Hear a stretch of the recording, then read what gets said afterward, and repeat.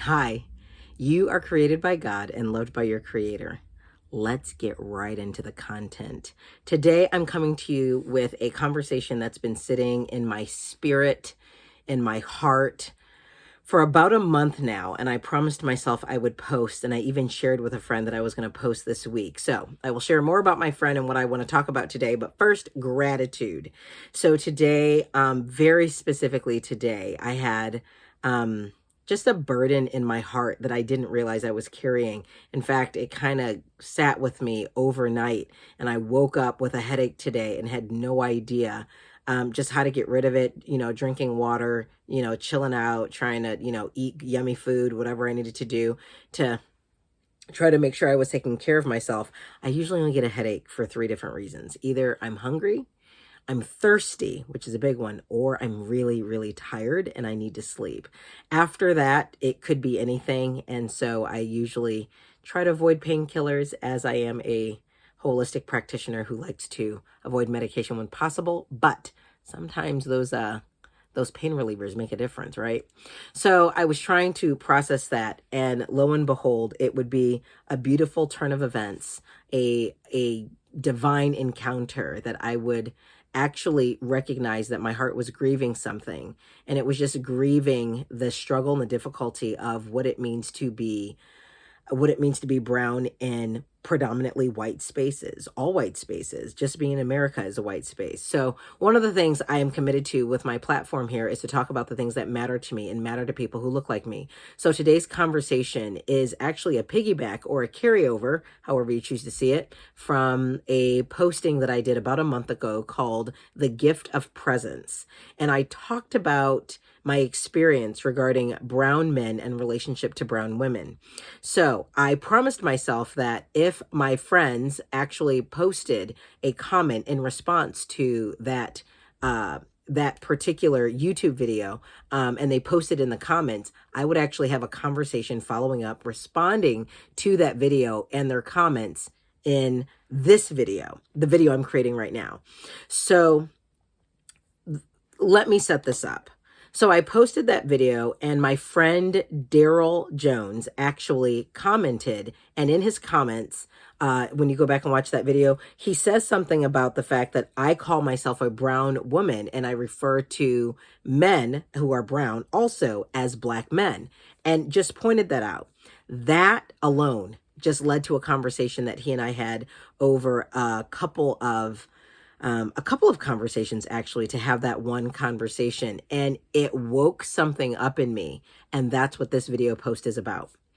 So let me identify what showed up for me. What showed up for me is that I use the term brown not as a color differentiating factor for being a person of color and identifying someone as brown or black.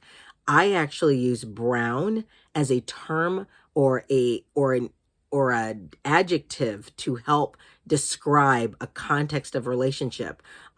Probably the easiest way to say that would be like a term of endearment.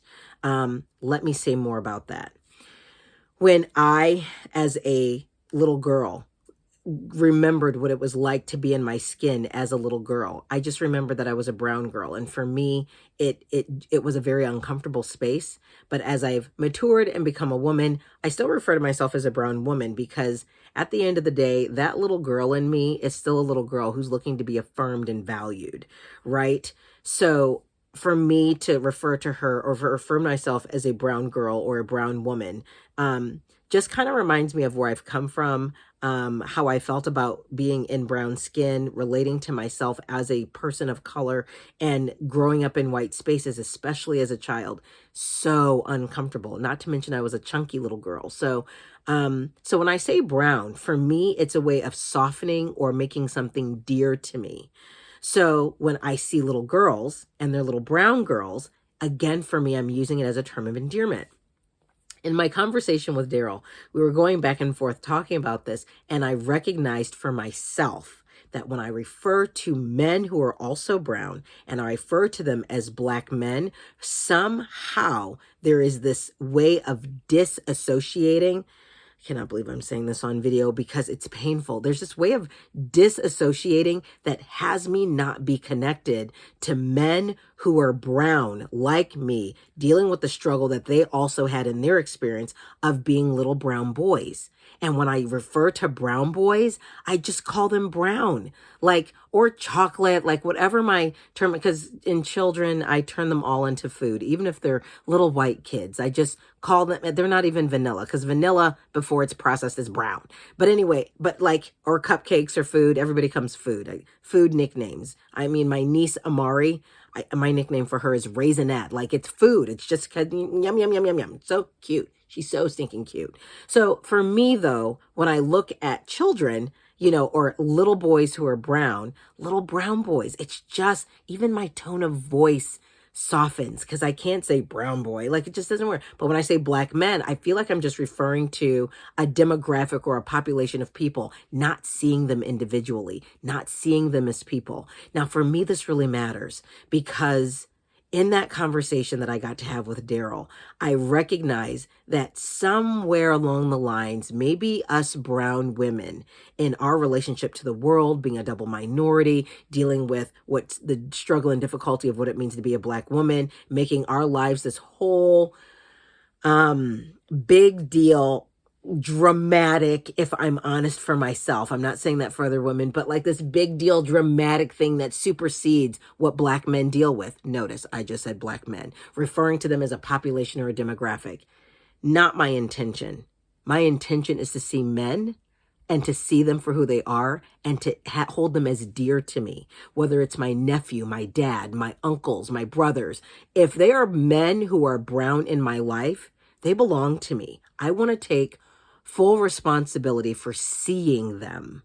And so I'm intentionally going to call this video and the videos that will be subsequent after this one, as I engage on the subject matter of brown men, I'm going to refer to this series as My Brown Men. Why? Because these are men in my life who matter to me. They're a contribution to me. And the ones that I don't know, that I never met. I never met George Floyd. I never met Ahmaud Arbery. I never met just the horrifying list of brown men who have been lost simply because they live in a white context. They live in a white space, but they also don't know me as a brown woman or brown women in general to be their ally, to be their partner, to have their back, to also see them.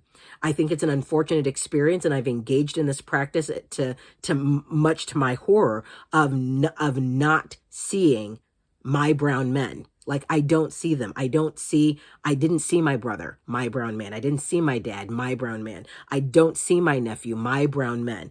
I find myself in a space where I am going to consciously and intentionally start making that a practice. Why? Because they are already dear to me, but it's not showing up in my speaking.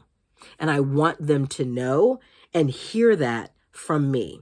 So, Darryl Jones, thank you so much for that conversation. It was, one, incredibly uncomfortable, but it was also necessary. I got to see something in myself that had me disassociate and hold myself as separate from you, as someone that I want to be in relationship with, connected to, empowering, supporting, whatever that is, because you and I both know our brown community matters. And the fact that I've been dealing with myself, even in the month it's taken me to create this video, I've been actively dealing with myself to hold space for the brown men in my life that matter to me. Thank you, Darryl Jones, for this conversation. For everyone who sees this video, I want you to know that I've connected or attached or put a link to, whatever you want to call it, the handle for Darryl Jones' Instagram. He's an amazing coach. So what I'm going to do is make sure that his Instagram handle is in the link below. If you would like to meet Darryl Jones for yourself, this amazing brown man, and follow some of his content, I will invite you to do that. And then Darryl, of course, please feel free to post this video as long as it's something that you would find appropriate. But feel free to post this video in places where it matters to you if you would like to do that. I want to just thank you all for being in this conversation with me, for sharing this with me. I also want to acknowledge the 3 or 4 other actually 5 other brown men who have already watched the video and had actual conversations with me.